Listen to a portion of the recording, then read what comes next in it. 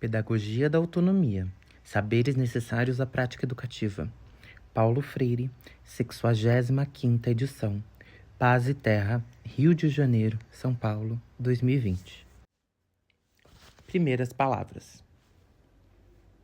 A questão da formação docente, ao lado da reflexão sobre a prática educativa progressiva, em favor da autonomia, do ser dos educandos, é a temática central em torno de que gira esse texto.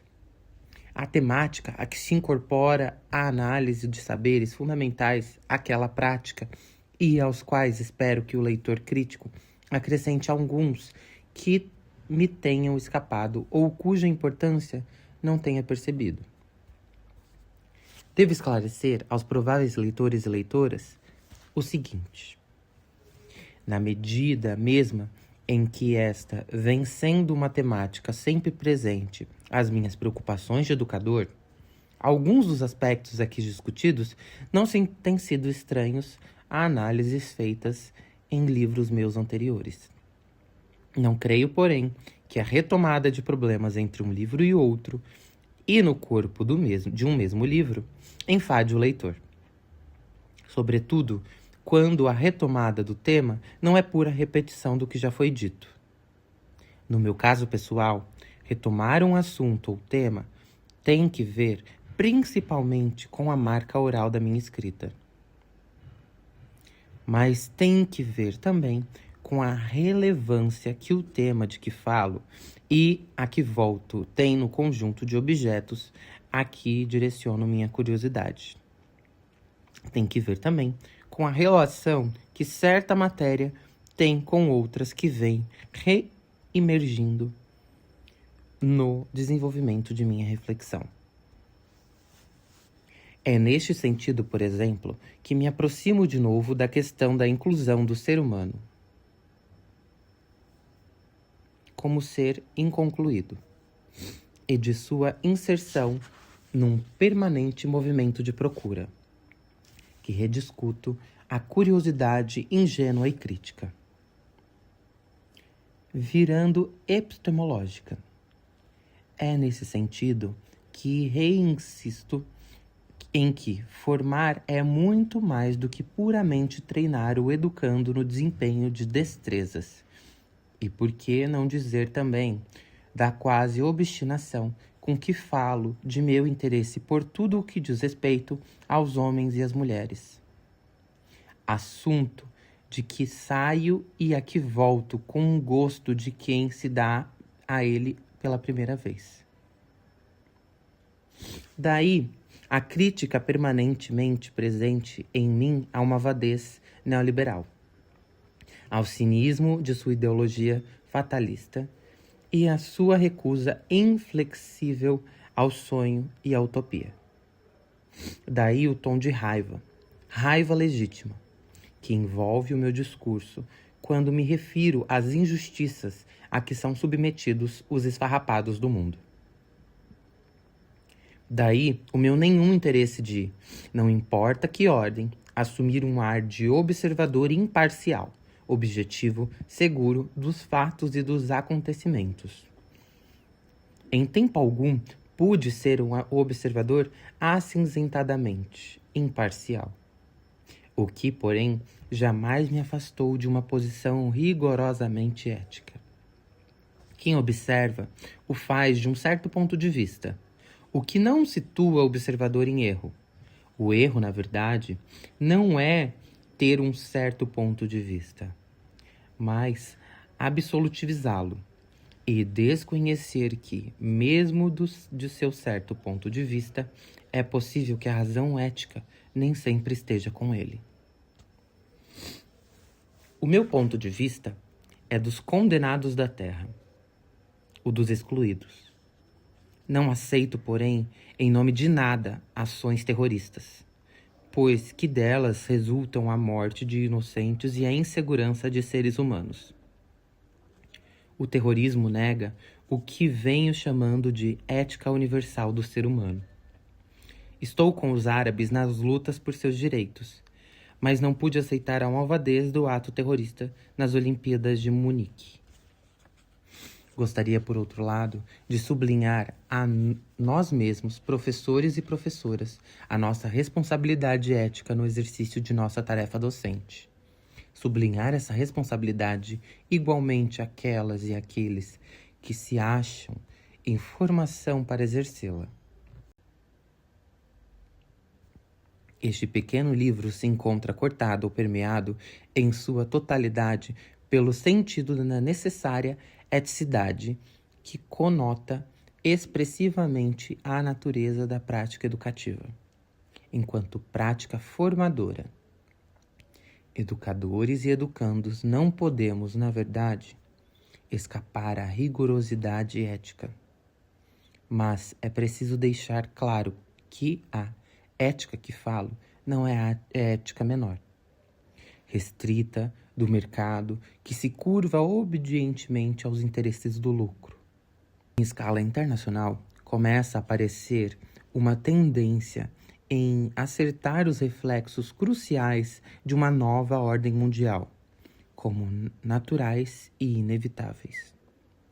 Num encontro internacional de ONGs, um dos expositores afirmou estar ouvindo com certa frequência em países de primeiro mundo a ideia de crianças do terceiro mundo acometidas por doenças como diarreia aguda não deveriam ser salvas, pois tal recurso só prorrogaria uma vida já destinada à miséria e ao sofrimento.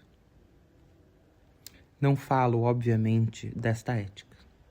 Falo, pelo contrário, da ética universal do ser humano, da ética que condena o cinismo do discurso citado acima, que condena a exploração da força de trabalho do ser humano, que condena acusar por ouvir dizer, afirmar que alguém falou, A sabendo que foi dito B, falsear a verdade, iludir o incauto, golpear o fraco e o indefeso, soterrar o sonho e a utopia, prometer sabendo que não cumprirá a promessa, testemunhar mentirosamente, falar mal dos outros pelo gosto de falar mal.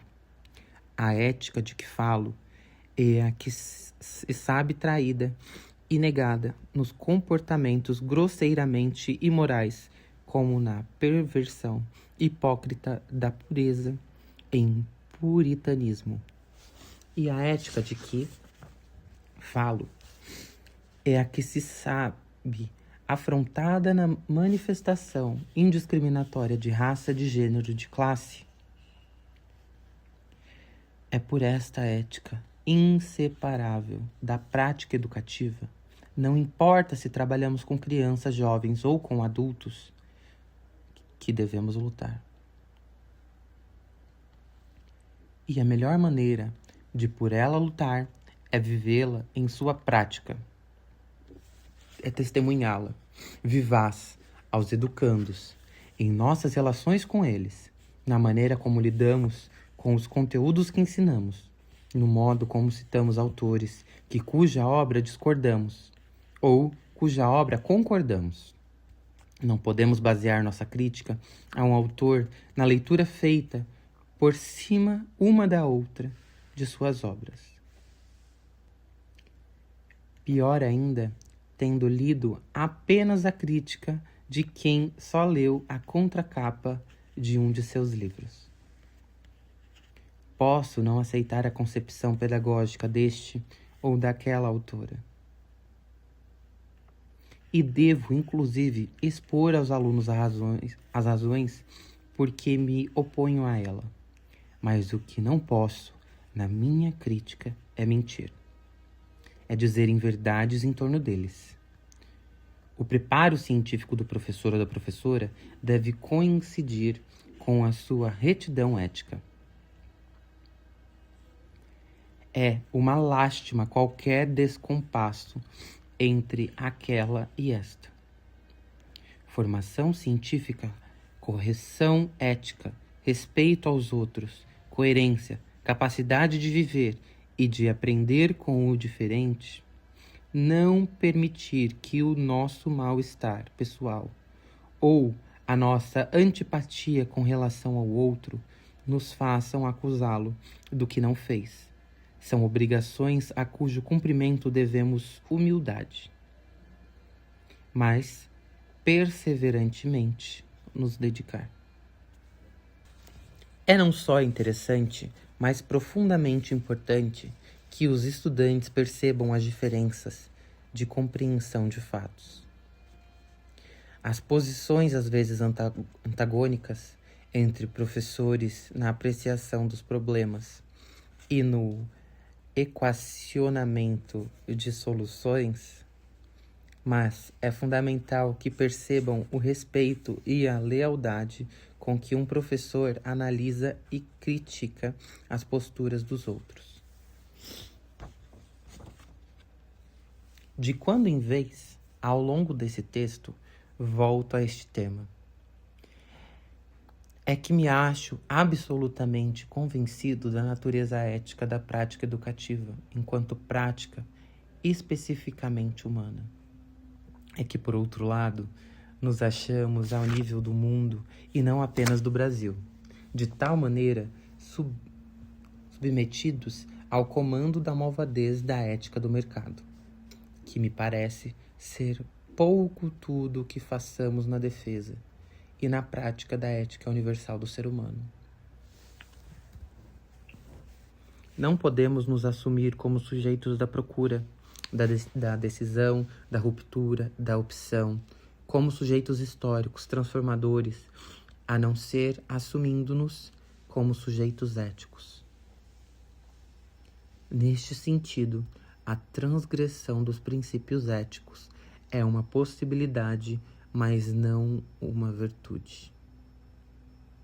Não podemos aceitá-la. Não é possível ao sujeito ético viver sem estar permanentemente exposto à transgressão da ética.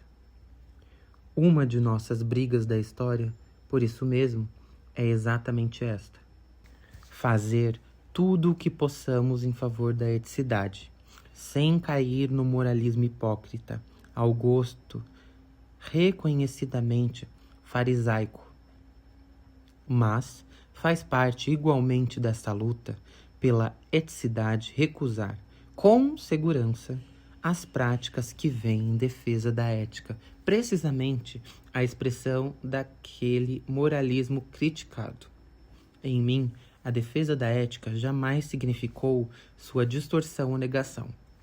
Quando, porém, falo da ética universal do ser humano, estou falando da ética enquanto marca da natureza humana, enquanto algo absolutamente indispensável à convivência humana. Ao fazê-lo, estou advertido das possíveis críticas que, infiéis ao pensamento, me apontarão como ingênuo e idealista. Na verdade, falo da ética universal do ser humano da mesma forma como falo de sua vocação ontológica para o ser mais. Como falo de sua natureza constituindo-se social e historicamente não como a priori da história. A natureza que a ontologia cuida se gesta socialmente na história. É uma natureza em processo de estar sendo com algumas conotações fundamentais, sem as quais não teria sido possível reconhecer a própria presença humana no mundo como algo original e singular. Quer dizer, mais do que um ser no mundo, o ser se tornou uma presença no mundo, com o mundo e com os outros. Presença que, reconhecendo a outra presença como um não eu, se reconhece como si própria.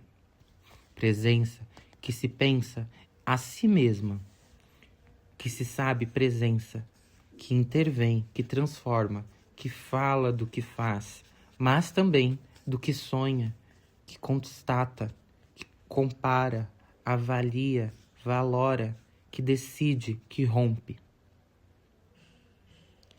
É no domínio da decisão, da avaliação, da liberdade, da ruptura, da opção, que se instaura a necessidade da ética e se impõe a responsabilidade.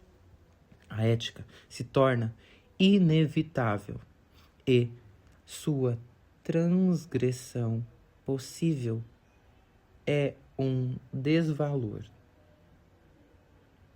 jamais uma virtude. Na verdade, seria incompreensível se a consciência de minha presença no mundo não significasse já a impossibilidade de minha ausência na construção da própria presença.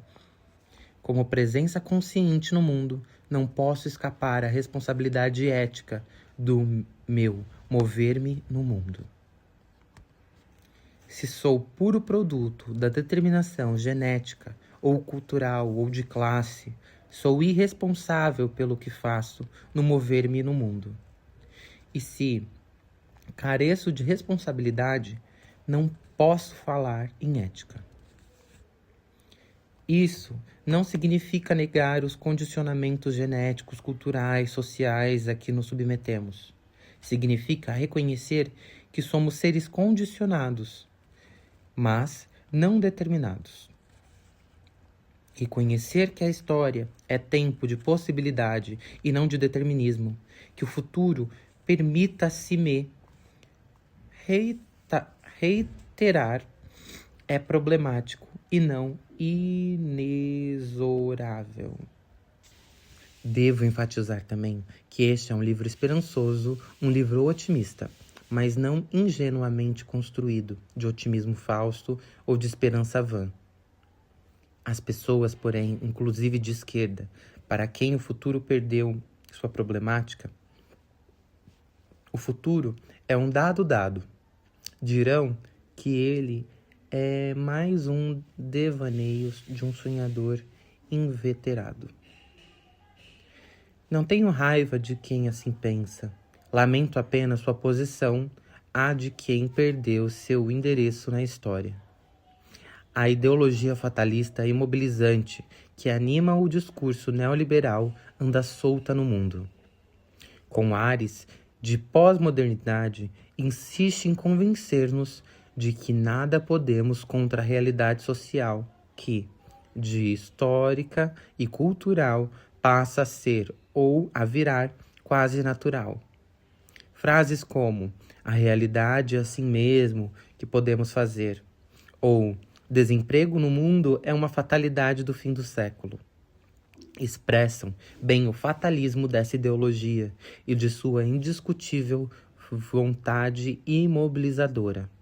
Do ponto de vista de tal ideologia, só há uma saída para a prática educativa: adaptar o educando a esta realidade, de que não pode ser mudada.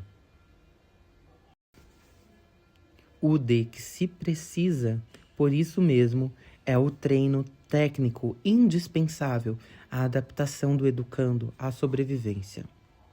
O livro com que volta aos leitores é um decisivo, não é esta ideologia que nos nega e mesquinha como gente.